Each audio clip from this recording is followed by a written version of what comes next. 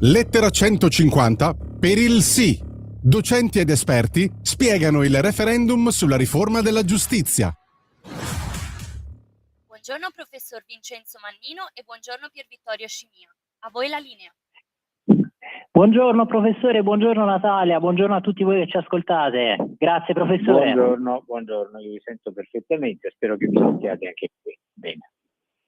Assolutamente sì, grazie professore. Allora oggi, mercoledì 18 marzo, questa ultima puntata del programma di Radio Libertà, lettera 150 per il sì, con tutti ospiti che sono professori del think tank del ministro Valditara. Allora vi ricordo che siamo in onda sul canale DAB della radio, ma anche sul sito della nostra radio, sulla pagina Facebook della stessa, sul nostro canale YouTube. Professor Mannino, grazie mille per aver accettato il nostro invito, siamo veramente onoratissimi della sua presenza. Grazie a voi per lo spazio insomma, che avete deciso di dare a lettera 150. Siamo quindi ben contenti di dare un contributo anche noi alla spiegazione, al chiarimento sui termini diciamo, del referendum su cui dovremmo esprimerci. Grazie professore, allora richiamiamo veramente in maniera molto breve il suo ricchissimo e prestigiosissimo curriculum, lei che appunto è un insigne studioso di tematiche storico-giuridiche, è professore del Dipartimento di Giurisprudenza dell'Università Roma Tre, autore di molteplici lavori di diritto romano, di diritto civile, ha insegnato diritto romano, storia delle istituzioni politiche e sociali, istituzioni di diritto privato. Attualmente insegna anche istituzioni di diritto romano nel Dipartimento di Giurisprudenza della LUISS, dell'Università Guido Carli, è stato anche visiting professor in tante università straniere, per esempio a New York, alla Fordham University, a Parigi, a Poitiers, e poi anche alla Sorbona. Ha coordinato varie ricerche nazionali e è esperto per il Ministro dell'Istruzione e del Merito, per la cura delle relazioni con le istituzioni nazionali e internazionali, anche per l'attuazione del PNRR e anche presidente della terza commissione di classificazione cinematografica al MIPACT. E allora, professore, la campagna referendaria ormai è alle battute finali, è una campagna che ha polarizzato il dibattito pubblico, che però ha riportato al centro dell'attenzione questi temi cruciali come l'equilibrio costituzionale, il funzionamento della giustizia.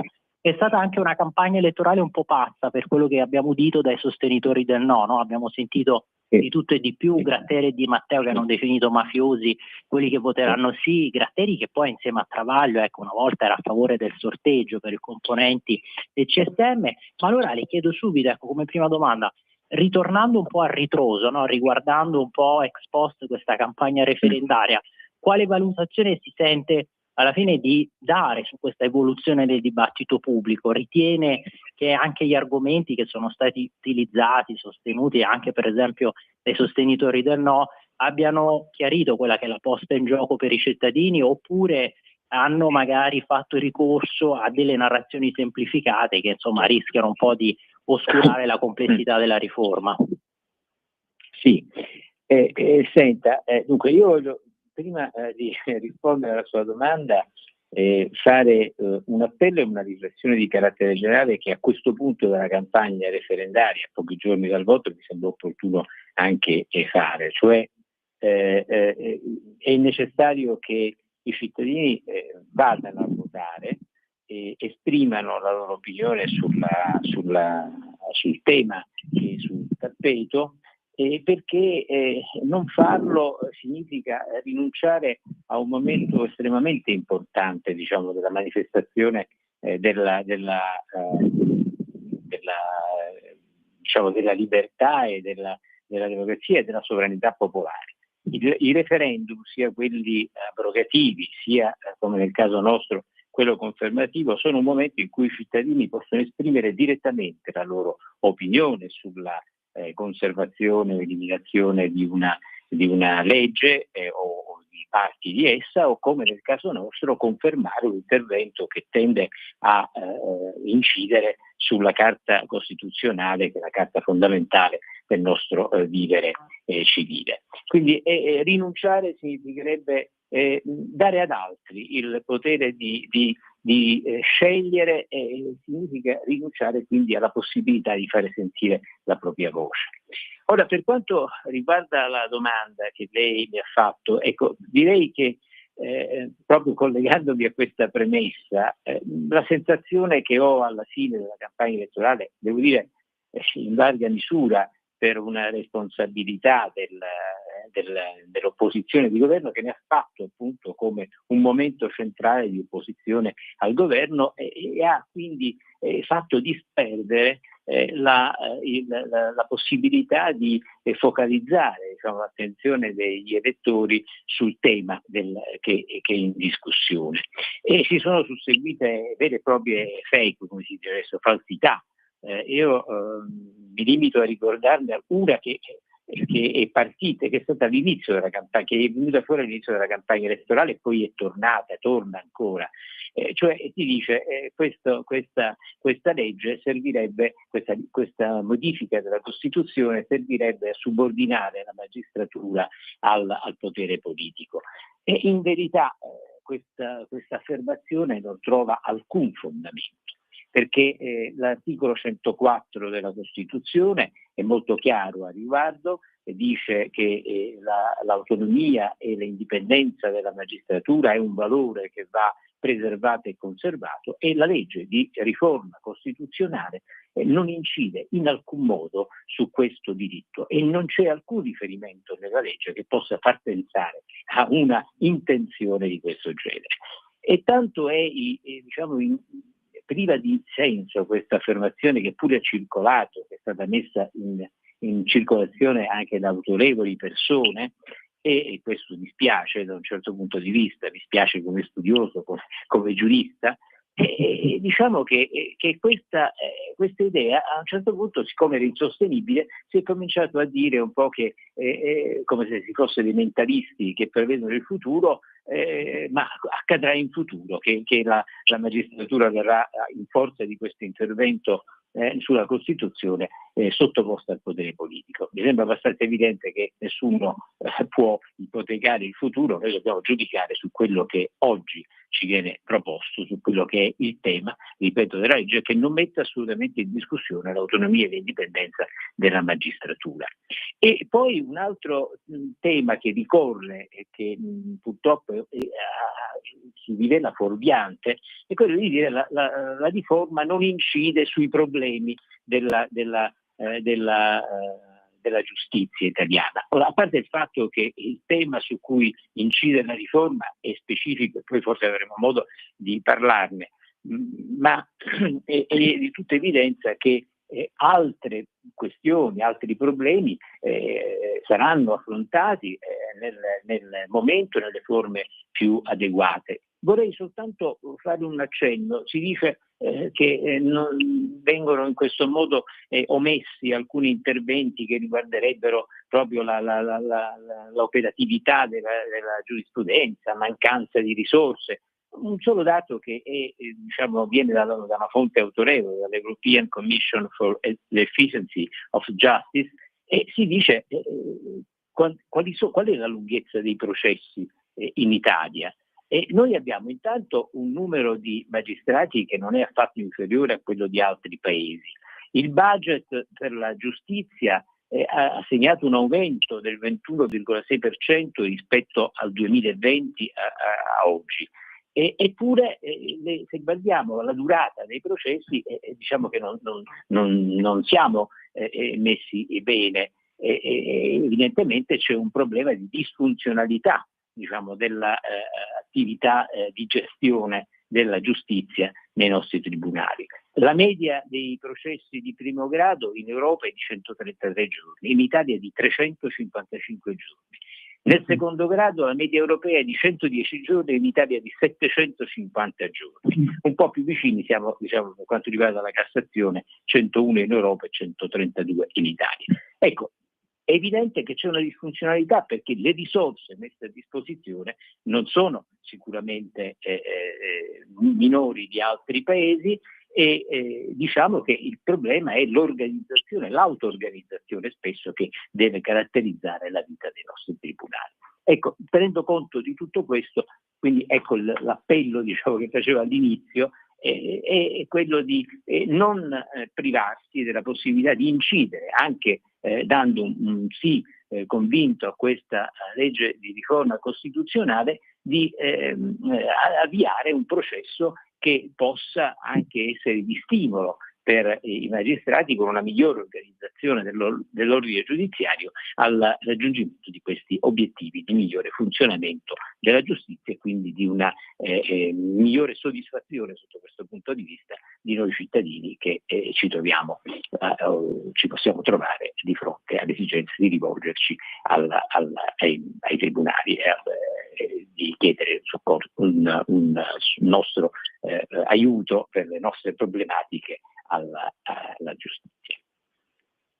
Esatto, obiettivi che questa riforma vuole perseguire, ma secondo poi alla fine quelli che sono stati i loro schematismi un po' infantili, questa riforma addirittura pensiamo a quello che ha detto Scarpinato, l'ex magistrato intervistato da Marco Travaglio, che ha criticato la riforma, ha dichiarato è un sistema che favorisce potenti, che privatizza la giustizia in Italia, vuole il processo all'americana, alla Meloni, e privatizzare la giustizia. E poi i tanti attori, VIP, volti noti, che però non sono certo insigni giureconsulti, che sono stati arruolati dal no, e quindi pensiamo a Neri Marcorea, Elio Germano, Ficarra e Picone, che poi si ritroveranno insieme appunto a Francesca Comencini e Angela Finocchiaro. Ma professore, ecco, secondo i critici della riforma, questo testo su cui siamo chiamati poi ad esprimerci dovrebbe rappresentare un intervento tale proprio da snaturare, destrutturare in profondità tutto l'assetto, l'impianto della Costituzione. Ecco, alla luce della sua esperienza, in che misura questa affermazione può trovare, diciamo, una giustificazione, un fondamento? È un cambiamento veramente strutturale di tutta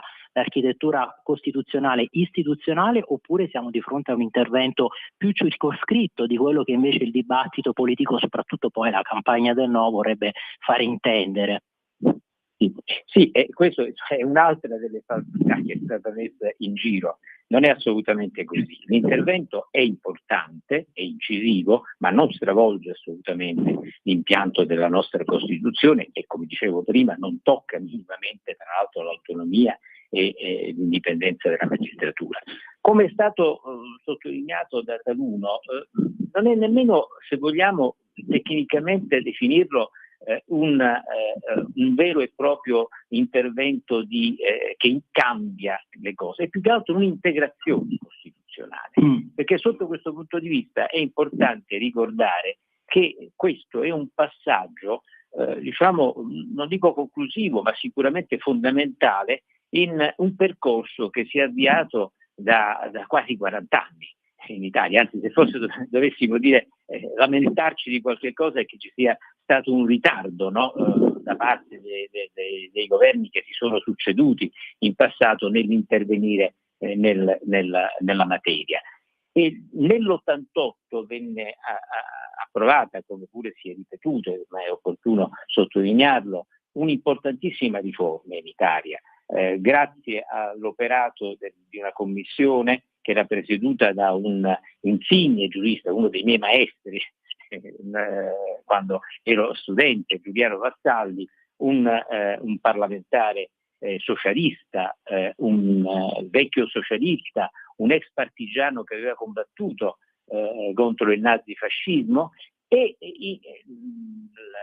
come presidente coadiuvato da una commissione autorevole, introdusse in Italia il processo accusatorio, modificando quindi l'impianto del processo precedente che risaliva all'epoca del fascismo, il codice Rocco. E cosa stabilisce questo? Cosa significa disporre di un processo accusatorio nel campo penale? Significa che fondamentalmente si stabilisce il principio che nel processo penale vi sono due parti in gioco, una che svolge la pubblica accusa, che quindi deve iniziare l'azione penale e deve trovare le prove per confermare il proprio assunto, la propria idea, e dall'altra parte abbiamo l'imputato che ha il suo difensore e che deve evidentemente contestare nella logica processuale le affermazioni dell'accusa. In mezzo vi è il giudice, si chiama proprio così, giudice, perché deve giudicare, di fronte all'affermazione dell'accusa e della difesa, arrivare a un proprio convincimento ed esprimere una sentenza, una decisione. Quindi un passo in avanti importante, mentre prima il processo era di tipo inquisitorio, l'imputato non si trovava in una posizione di parità rispetto all'accusa, doveva giustificare egli diciamo, le ragioni che lo portavano ad essere accusato. Questa riforma di quasi 40 anni fa ha avuto poi un seguito nel 1999, quando si è introdotto in Italia il principio conseguente al processo accusatorio del giusto processo. Il giusto processo che in pratica significa che ciascuno di noi, cittadini, ha diritto ad avere, se si trova nella condizione di doversi difendere, un processo equo, che sia imparziale e che si svolga in tempi ragionevoli. Ora, questo implica necessariamente il contraddittorio fra le parti, che devono essere in condizione di parità e che vi sia un giudice terzo. Adesso quest'ultimo passaggio rende più evidente questa distinzione che è necessaria perché il processo sia equo e giusto, cioè che vi sia da una parte l'accusatore e dall'altra parte che vi sia chi si difende, l'imputato, e che vi sia un terzo. Come si vuole perfezionare questo principio generale dividendo le carriere, separando le carriere dei giudici che fanno parte di un unico ordinamento ma che hanno dei compiti che sono estremamente diversi, ed avere un giudice terzo realmente staccato dall'accusa sicuramente aumenta la fiducia dei cittadini nella possibilità di ricevere un giudizio che sia non in qualche modo contaminato da vicinanze che ci possono essere, da colleganze strette tra chi svolge la pubblica accusa e chi deve giudicare. È inevitabile, lo vediamo tutti, no? Quando iniziamo con dei colleghi siamo portati, tendenzialmente a ritenere che sia preferibile o che sia giustificato quello che il collega dice. E questo, se accade nel processo, vi rendete conto che è qualcosa che disturba non poco la possibilità di arrivare ad avere fiducia, nella giustizia, che è un elemento fondante del nostro vivere civile. E d'altra parte vorrei anche dire che questa distinzione, questa è un'altra cosa, un'altra fake che ha girato, saremmo gli unici in Europa ad avere la separazione delle carriere, nel mondo, non è affatto vero. Mi limito semplicemente a ricordare che la unicità delle carriere c'è in paesi come l'Egitto, l'Iran, la Turchia, il Pakistan, la Nigeria. Insomma, certo non sono paesi che possiamo dire che siano come impianto giuridico che abbia una lunga tradizione democratica, mentre in altri paesi di sicura tradizione democratica questa divisione delle carriere esiste in Francia, esiste in Germania, esiste negli Stati Uniti, e direi che solo il Portogallo, per essere paesi più vicini, per essere aperti alla valutazione della realtà, esistono lì due. Esistono per i pubblici ministeri, cioè chi svolge la pubblica accusa, delle garanzie sempre di autonomia simili a quelle italiane, ma in realtà poi noi abbiamo un controllo che viene esercitato dal potere politico. Lì sì. E invece in Italia, come ho detto prima, grazie all'articolo 104 che non viene assolutamente toccato, questa imparzialità, questa autonomia del potere del pubblico ministero, della pubblica accusa e dei giudici non viene assolutamente toccato. E quindi io direi che sotto questo punto di vista non c'è nessuno stravolgimento dell'impianto attualmente esistente, nessuno stravolgimento sotto il punto di vista della subordinazione dei giudici, intesi in senso lato, quindi non soltanto la pubblica accusa, al potere politico. Esattamente, in realtà poi tanti del no hanno sostenuto che questa è una riforma punitiva, che sarebbe una sanzione contro i magistrati, e invece per esempio Minniti, che comunque è ex ministro dell'interno, che volle tanto, ricordiamoci anche questo memorandum d'intesa con la Libia per la cooperazione nel campo del contrasto all'immigrazione illegale, lui comunque ex dirigente del PC, dei DS e poi del PD, è più volte deputato, ex braccio destro di Massimo D'Alema, insomma ha dichiarato no, assolutamente io voterò nipote Rossi, è un testo atteso da anni, non è una riforma contro i magistrati, questo nella sua intervista di qualche giorno fa sul giornale per Guara Borselli. Ma allora, professore, arriviamo a un altro dei punti più discussi che riguarda proprio le ragioni, no, che hanno portato ad introdurre questo sorteggio per la selezione di una parte dei componenti del CSM, a prevedere anche poi l'istituzione di un'alta corte disciplinare proprio dedicata ai magistrati. Ecco, quali sono a suo giudizio le motivazioni profonde di queste scelte e come poi vanno collocate nel più ampio tentativo di riformare questo rapporto tra magistratura e politica? Questo, diciamo, la sua domanda è in linea con quello che dicevo prima, cioè è evidente che è fondamentale avere una magistratura che sia indipendente, ma che abbia al suo interno anche una capacità di organizzarsi che renda funzionale l'organizzazione al raggiungimento dell'obiettivo generale di erogare una giustizia che sia improntata a principi di equità e che soprattutto crei fiducia nei cittadini sul prodotto finale, che poi per i cittadini è prevalentemente rappresentato dai giudizi che i magistrati possono dare. E vedete, qui il problema è dato dal fatto che noi ci troviamo di fronte a una magistratura con quella commistione che ricordavo prima, tra pubblica accusa e giudice terzo, che è caratterizzata da una disfunzionalità interna. La magistratura, per dettato costituzionale, ha un proprio organo di autogoverno, diciamo così, il Consiglio Superiore della Magistratura.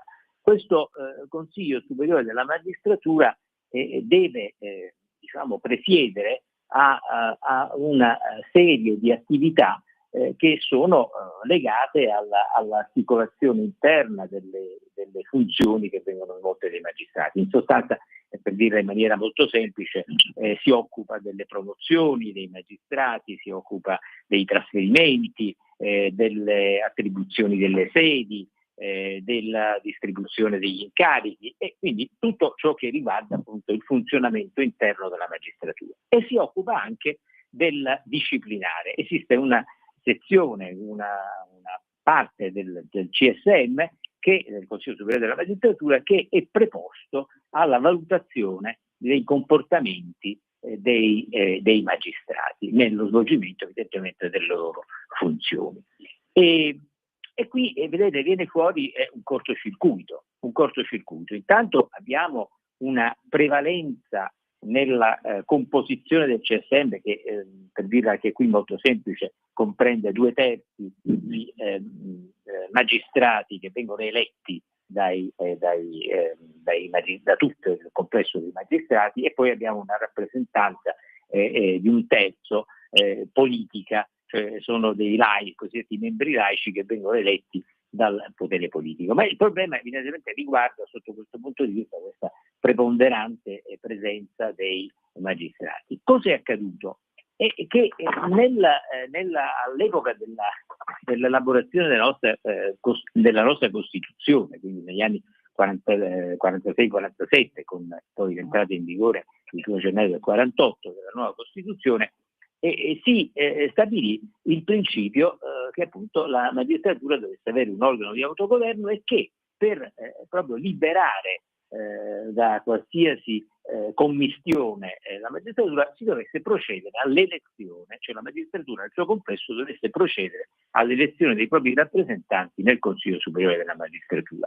Voglio incidentalmente dire che già allora alcune voci non erano del tutto convinte di questa scelta, e perché io ricordo per esempio Orazio Condorelli, che era un illustre professore di diritto e membro dell'Assemblea Costituente, che mise in evidenza in un suo intervento molto appassionato come l'elezione degli esponenti togati, cioè dei rappresentanti dei magistrati nel Consiglio Superiore della Magistratura, potesse in prospettiva rivelarsi come un boomerang, in quanto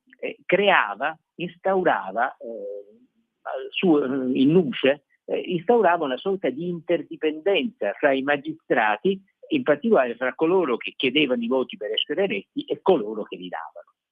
E allora era un timore, non soltanto espresso da Condorelli. Purtroppo poi nel tempo questo timore si è rivelato essere una realtà, perché alla fine degli anni 60 e 70 sono nate, la magistratura si è organizzata in correnti e le correnti hanno finito per determinare, perché questa è la realtà, le elezioni dei rappresentanti dei magistrati nel Consiglio Superiore della Magistratura. E questo ha un effetto distorsivo, perché è evidente che si viene a creare una situazione che quella che indicava, che temeva che potesse verificarsi con Condorelli, si crea in sostanza una situazione in cui il do ut des diventa quasi fisiologico, ed è in effetti quello che è successo. E di questa situazione non solo, come è stato denunciato nel caso Palamara, ma in realtà il problema era ben noto anche al di là di Palamara, e in verità cosa succede? Che questa distorsione si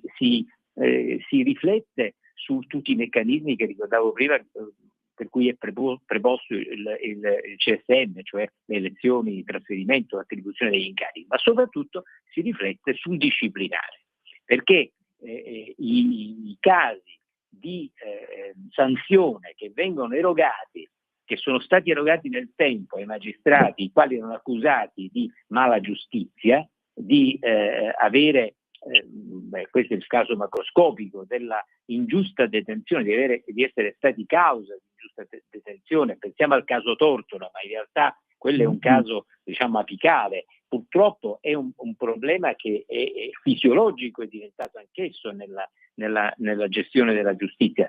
Un dato molto semplice e immediato: dal 2018 al 2024 noi abbiamo avuto più di 6.000 casi di ingiusta detenzione, cioè non è un errore diciamo nello svolgimento dell'accusa in sé per sé. Proprio ingiusta detenzione significa che delle persone sono state messe in carcere senza che ne ricorressero le ragioni, e spesso la loro liberazione è avvenuta dopo mesi, dopo anni, e potete immaginare quale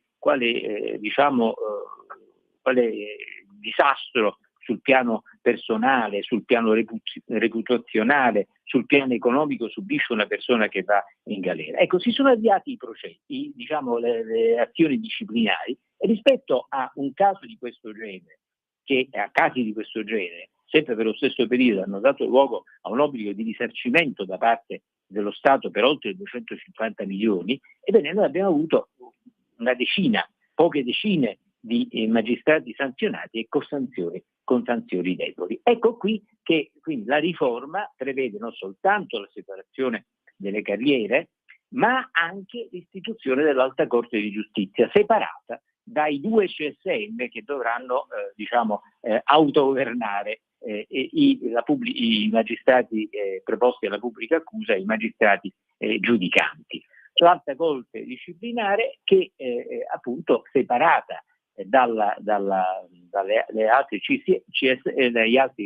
dai due CSM sarà, diciamo, più autonoma, e soprattutto l'autonomia, e questo è l'aspetto fondamentale, che è un altro degli elementi che viene contestato, l'autonomia è garantita dall'introduzione dell'elemento del sorteggio, cioè la scelta dei componenti dei due CSM e dei componenti dell'Alta Corte disciplinare verranno scelti sulla base del principio del sorteggio, non più quindi su base elettiva, quindi, dando una risposta a quello che Condorelli aveva indicato, ma quello che poi si è verificato nel tempo, cioè la creazione delle correnti con tutti questi effetti distorsivi che indicavo prima. Quindi il sorteggio, anche qui poi la critica, il sorteggio, ma come? Introduciamo il sorteggio, affidiamo al caso le persone che devono svolgere questa funzione importante nei due CSM e nell'Alta Corte di Giustizia, ma anche qui non c'è niente di strano. Faccio 3 esempi. Nel caso in cui il Presidente della Repubblica dovesse essere chiamato a rispondere per un'accusa mossagli, il tribunale competente è la Corte Costituzionale, e in quel caso si prevede l'integrazione dei giudici costituzionali, che sono 15, con 16 membri scelti da un elenco evidentemente di persone che siano qualificate, 16 membri che vengono sorteggiati. Nelle corti d'assise, no? Le corti che giudicano per i reati di particolare gravità, ebbene anche lì abbiamo i giudici togati e un'integrazione con giudici popolari scelti per sorteggio.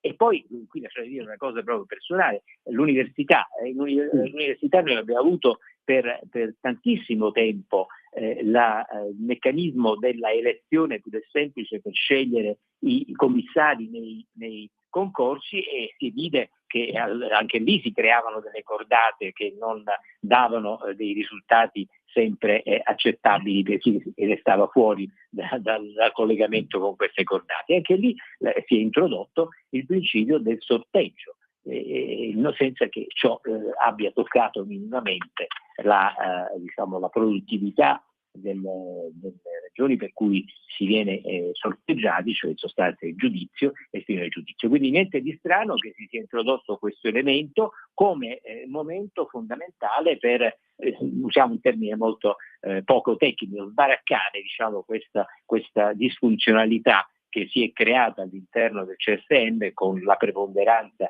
dell'attività delle corrette, e quindi solo per controllare tutto. Spero di essere stato chiaro. Grazie mille professore, noi avremmo voluto continuare con lei anche chiedendole un po' degli scenari che ci saranno, no? Con il sì o con il no, a seconda che vinca l'uno o l'altro, ma io ho già sforato, sono le 16:01, allora grazie ancora professore, speriamo di averla presto, grazie a tutti voi che ci avete ascoltato. Grazie a te Natalia. Allora ricordiamoci, come diceva Albert Einstein, che è follia fare sempre la stessa cosa aspettandosi risultati diversi. La giustizia attuale abbiamo visto che non funziona, ogni anno vengono risarcite, come ha ricordato il nostro editore, tra 600.000 e 700.000 giornate di carcerazione non giustificata. Allora quel qualcosa non quadra e va cambiato. Grazie ancora a tutti voi, buona continuazione su Radio Libertà. Grazie a voi, buona serata, arrivederci. Buona serata professore. Avete